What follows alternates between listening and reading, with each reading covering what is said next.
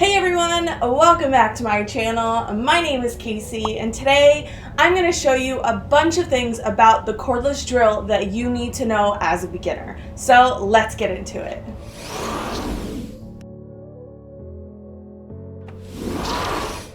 If you didn't know, this is a drill. Mine is brand Ultra Steel. It was about $30 from Walmart.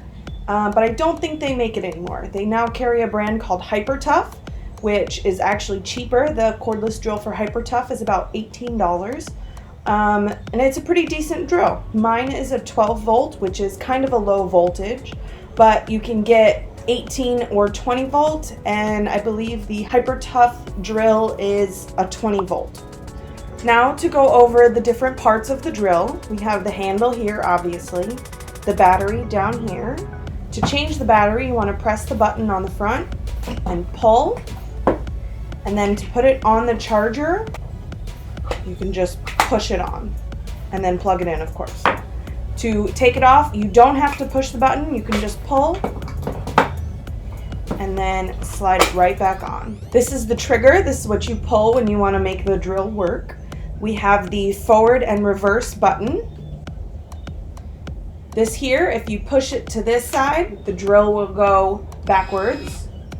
And on this side, if you push that one, the drill will go forwards. And there's the light. If you have it in the middle, it's locked and it will not work. This part of the drill is called the chuck, and that is how you change the drill bits. Right now I have a Phillips head drill bit on, but you can have a drill bit like these to drill a hole, and I'm going to go over a lot of that information later. This part is called the torque indicator, and the numbers here tell you how much torque you have. If you twist it all the way around, that one you use with these. The rest of the numbers use with regular screws. Now to go over some drill bits. I have a set here of drill bits that go from 1/16 of an inch in size up to 1/2 inch in size. Now to find the right size of a screw, you can check out the number that is on your screw container and look it up online. There's a whole chart and everything. Or you can take a screw and hold the drill bit up to it. You want the drill bit to cover just the middle part of the screw. You want to be able to see the threads over the size of the drill bit. So this drill bit is too big. Now this drill bit, you can see the threads through, and it covers only the middle part of the screw. So that drill bit is a good size. So that one is 1/8 of an inch. The next thing I'm going to do is change the drill bit. On this one, I have two parts to the chuck right here. If you turn the chuck, it just turns. But if you hold this part still and then turn this, you can take the drill bit out. I'm going to show you what that does. If you look right in the middle here, these are called the jaws. The jaws will change in size for you to be able to put whatever drill bit that you want in there. Now, because the drill bit that I'm using today is very small, I want to make sure my jaws are pretty small prior to me putting it in there, so that way I don't have to hold the drill bit and the chuck and twist it all at the same time. So there, I put the drill bit in. I'm going to hold this. It's already pretty steady in there, so I know it's going to be straight, and then tighten it up until I can't tighten it anymore. And there, my drill bit is in. Before you even start to drill, the one thing you want to make sure is that your torque is at the right setting. If you remember from my, I believe it's my very first video. Wow, that sucks! So, since my drill is not powerful enough to help me, I'm gonna do it the hard way, the long way, with handheld screwdriver. Yay! But it was just because I didn't have the torque at the right setting. I had it at a 1 setting.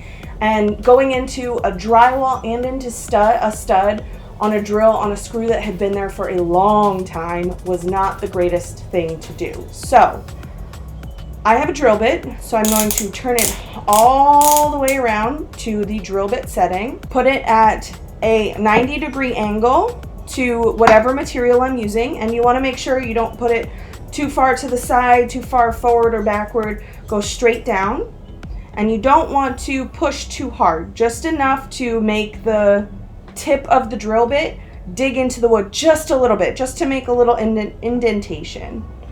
And then go ahead and drill, and then without stopping, pull straight back. To change the drill bit, turn.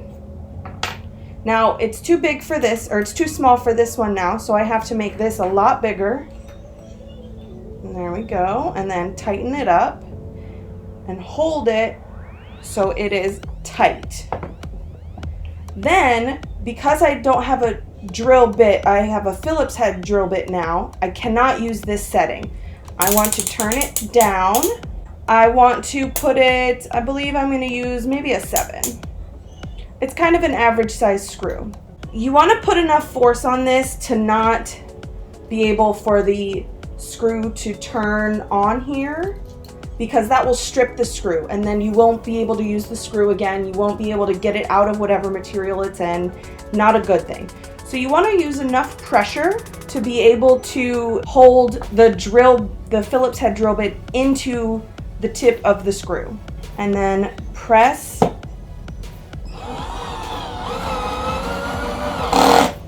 And when you hear that clicking sound, you know it's finished. Your drill has encountered some resistance and doesn't think it can move anymore. So there you have it. My screw is in the wood. To take the screw out, you want to switch your drill over to reverse and put the drill bit into the screw and press. You want pressure to be able to take the screw out. Press forward, yes, it sounds weird, but that's how you do it. Unpress, and it comes right out. There you go. Now, a few notes about the torque here. The higher the number, the more torque you have. I have 20 settings, some have 25. I believe they can go up even higher. The higher the number, the more torque you have, and the deeper it will put your screw into whatever material you have. So the higher the longer your screw, the higher torque you want to have. I had just an average size screw, so I used a 7. But if it were any longer, 2-inch, 3-inch screws, you'll want to have a higher number. All right, there you have it. That is how to use a cordless drill. If you have any other tools that you would like me to do a video on, I have a circular saw video coming soon for a slightly bigger project. But if there's any others, please let me know and I'll see what I can do and do a video on it for you. Thanks for watching. Have a great day.